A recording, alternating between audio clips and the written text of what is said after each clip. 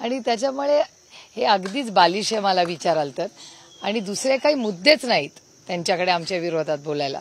त्याच्यामुळे आज ते आरोप करतात. ठीक आहे, लोकशाहीमध्ये इतना तो उसका हक बनताय.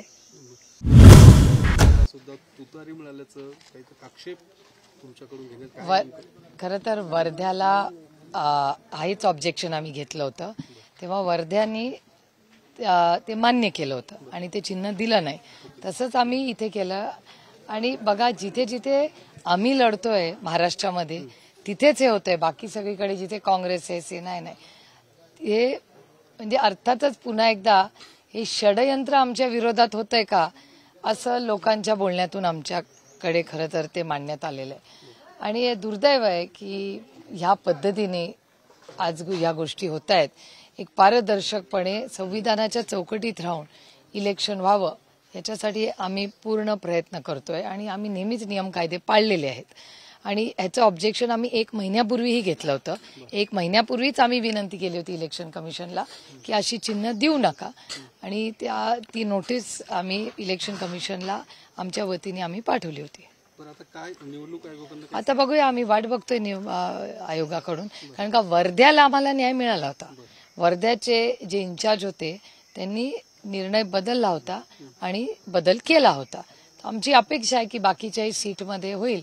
आणि तुम्ही योगायोग बघा, जिथे राष्ट्रवादी काँग्रेस पक्षाची आमची तुतारी वाजवणारा माणूस जिथे जिथे चिन्ह आहे महाराष्ट्रात, तिथेच हे झालेलं आहे. शक्यता नाकारता येत नाही ना. पार्थ पवार यांना राज्य सरकारने सुरक्षा बहाल केलेली आहे. आपण मागणी केला होता युगेंद्र पवारांना सुद्धा सुरक्षा दिली आणि रोहित दोघांनाही, पण त्यांना सुरक्षा कुठेतरी न पुरवता पार्थ पवार यांना वायफल्यासारखी सुरक्षा दिलेली आहे. ठीक आहे, यातली मला काही फारशी माहिती नाही. पण मग काय या सगळ्या याच्यात तुम्ही अजूनही तुमची मागणी असणार आहे की रोहित पवार, युगेंद्र पवारांना सुरक्षा जशी आज पार्थ पवार? ठीक आहे, आता नाही दिली आमच्या मुलांना, इट्स ओके, ठीक आहे, काय करणार.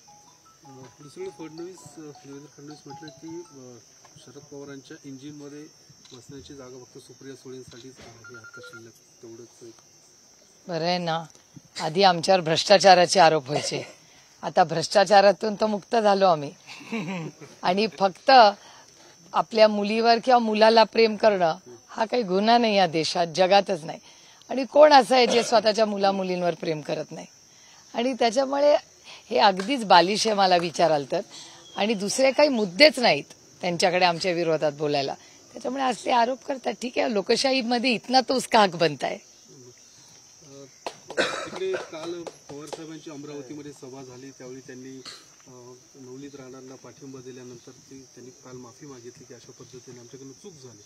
मात्र आज त्याच्यावर रवी राणा म्हटले की शरद पवारांचाच आशीर्वाद घेऊनच नवनीत राणा या भाजपमध्ये गेलेल्या आहेत, आणि उद्या आज जे अजित पवार गेलेले आहेत भाजपमध्ये ते सुद्धा पवार साहेबांच्या आशीर्वादानेच गेलेले आहेत. फक्त सुप्रिया सुळेंच्याच हट्टामुळे त्या पवार साहेब आता तिकडे थांबलेले आहेत, असं रवी राणा यांचं म्हणणं आहे. लोकशाही आहे, त्यांना बोलायचा अधिकार.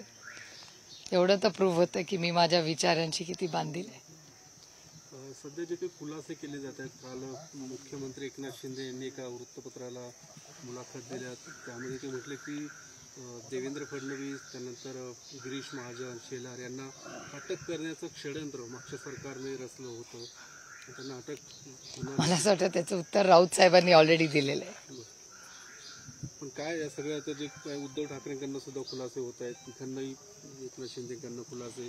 मी तुम्हाला खरं सांगू, मी माझ्या लोकसभा मतदारसंघात पाणी, महागाई, बेरोजगारी आणि पुण्यामधले ड्रग्ज आणि जे कोयता गँग, बंदुकी, ह्या सगळ्या गोष्टी होत आहेत ना, ह्या कामांमध्ये खूप व्यस्त आहे.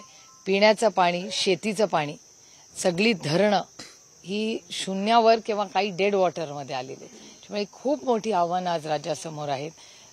शेतकऱ्याला न्याय मिळत नाहीये, महागाई तुम्ही बघताय कुठे आहे, बेरोजगारी, IITचा रेग्युलर रिपोर्ट येतोय, केंद्र सरकारचा रिपोर्ट सांगतोय, भ्रष्टाचार वाढतोय.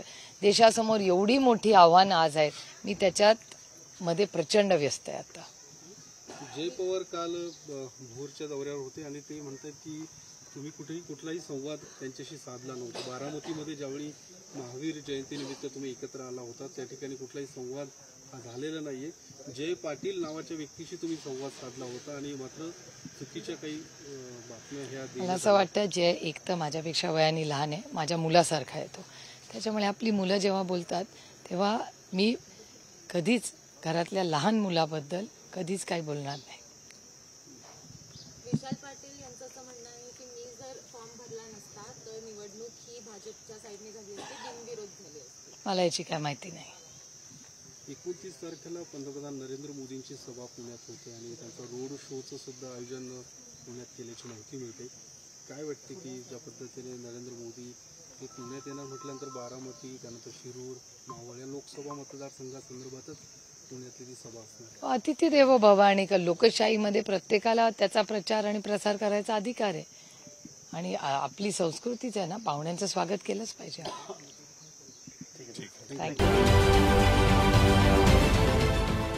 देश विदेशातील प्रत्येक घडामोडींचे लाईव्ह अपडेट मिळवण्यासाठी आता साम टीव्हीच्या सर्व सोशल मीडिया प्लॅटफॉर्मला लाईक, फॉलो आणि सबस्क्राईब करा. तसंच सर्व नोटिफिकेशनसाठी बेल आयकॉन प्रेस करायला विसरू नका.